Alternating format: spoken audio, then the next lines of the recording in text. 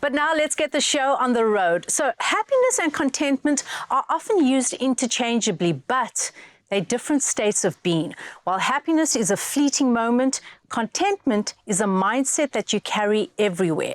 So are you choosing happiness or contentment?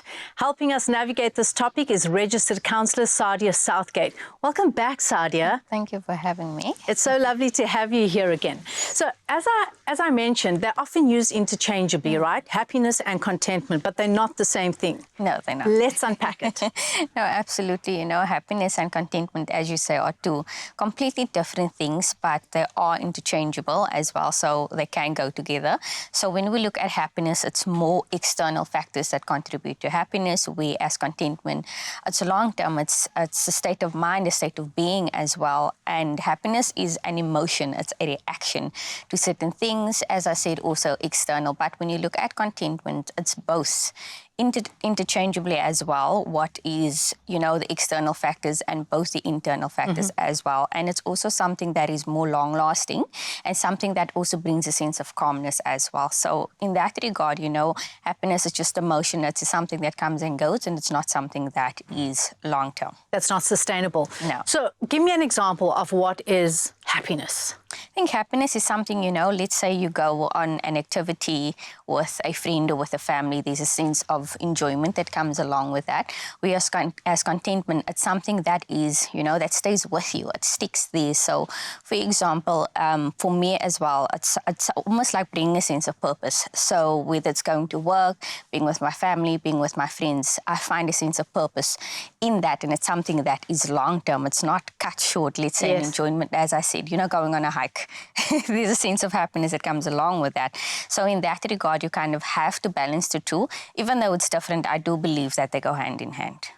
I love that. And, you know, I love that you say that happiness is external and contentment is internal, because it's so true. Like, I find personally, happiness can be so short-lived. And sometimes things can make you happy. You, I don't know, you purchase a new handbag, or you you do a new activity. But if that is not sustainable for you, it doesn't make you feel grateful for a long period of time.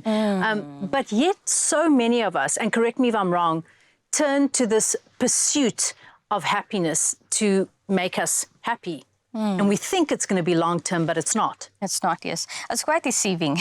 Exactly. in that regard, you know. And as you say, you know, us looking at the different experiences, and all of us, in some way or season in our lives, are in pursuit of happiness. And, you know, when it comes to that as well, we're in pursuit of this, but then yet again, happiness, it's like, I've got this satisfaction now, but what's the next thing? So there's always that pursuit of going from one thing to the other. So like shoes, a handbag, certain things, it's very short-lived. So I experience this sense of happiness right now, but how do I move on to the next thing that actually brings me that sense of happiness? And I believe that how we can also practice that is practicing gratitude as well.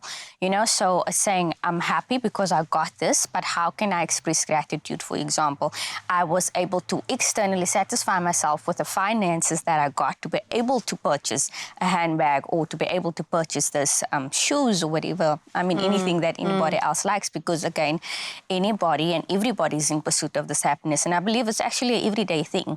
It's not something that we pursue now every day once and again, because it's so short-lived. Yeah, I guess it's finding that balance, isn't it, between, because there's nothing wrong with happiness, and there's nothing wrong with spoiling yourself. There's nothing wrong with, you know, some retail spoils. But when you're making retail a therapy long-term, I guess that's where the problem comes in. So how do we find, I guess, that semblance of balance between spoiling ourselves, and it makes us happy, but at the same time being content with I guess, not having certain things when we can't get them? Absolutely. It's a very good question, because, you know, oftentimes for me as well, and I'll speak of my personal experience, I like to even just pep talk myself in certain things and looking at not what I have, but also what I need. And especially when it comes to retail, we're often in pursuit of the things that we want, not necessarily the things that we need. So it's differentiating between what I need and what it is that I want as well. And that contentment season also that would go through, you know, because it's so long term, it's looking at, I'm not going to compare myself to someone else. What I see on social media, this person is having that and that person has that. And now I want it too. But that again becomes fleeting because at the end of the day, when it comes to contentment, it's something that I need to renew my mind to, that this is something that is long term, and how can I fix my thoughts, my pursuit on the things that actually is more long term than actually short-lived.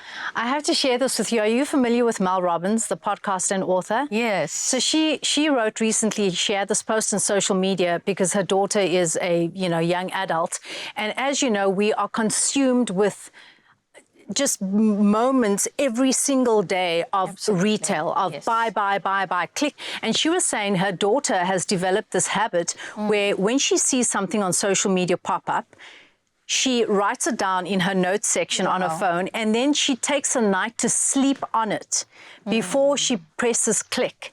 And the next day, if she wants it, then she'll buy the item. So it's kind of similar to what you were saying about have a little pep talk with yourself. Some of us need more than a night, unfortunately. And I know for me, it's something that I needed to also practice self-control when it comes to that, because I was just purchasing so often. I was going to ask you that. Yes. Tell me about your own story. I've been through that, and it was kind of like a New Year's resolution where I said, I'm not going to purchase for let's say the first 3 months. And I actually pushed it to 5, almost 6 months. So you stuck to it? I stuck to it. Well and I done. I went even further than that. But there was also just a sense of gratitude that I can do it. Thank you so much, Sadia. The pursuit of happiness and contentment are intertwined, as we discussed, and the understanding of the difference can help us cultivate a balanced approach to joy and to inner peace. A little bit later, Sadia will give us some tips on how to be content, and we will see you after the break.